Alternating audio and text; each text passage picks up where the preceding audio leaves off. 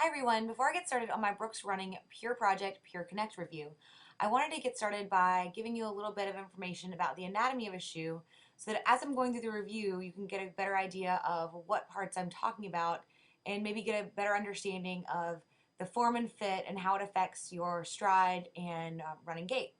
So without further ado, here we go. What you might be familiar with are things like the lining area here, the tongue, the laces, the insole, and then the sole of the shoe.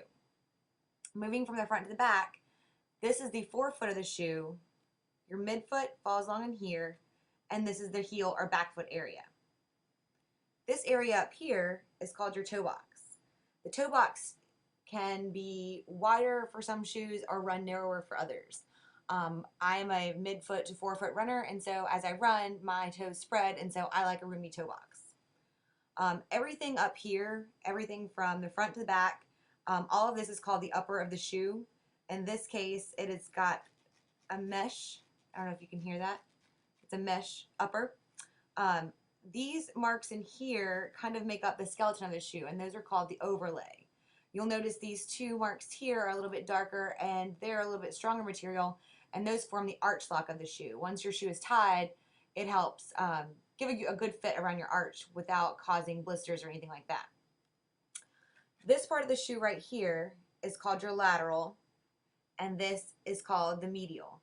In some shoes, you'll notice a different material here, maybe a little bit stronger, and that would be called your medial post. This shoe doesn't have that. It's a more neutral shoe, and it's a little bit more flexible, so it doesn't have that. But you may notice that on some of your shoes.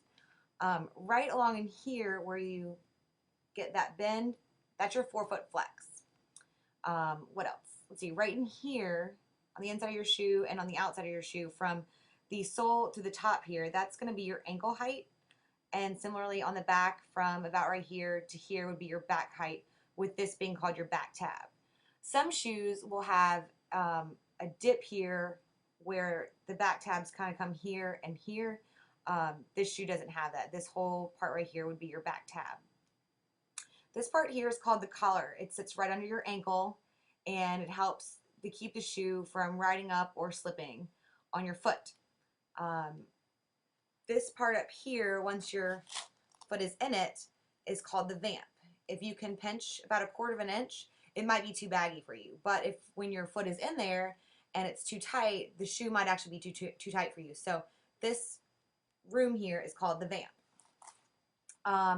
I think that about covers it. Oh, one other thing. This is the outsole down here, and this middle area would be called the midsole. On some shoes, you can actually see the material change colors, or you can feel maybe where it's a little bit denser. On this particular shoe, it's pretty much the same, and the midsole actually features the Brooks DNA, which I'll talk about in the post. So I think that is about everything that I'll talk about. So read below. Bye.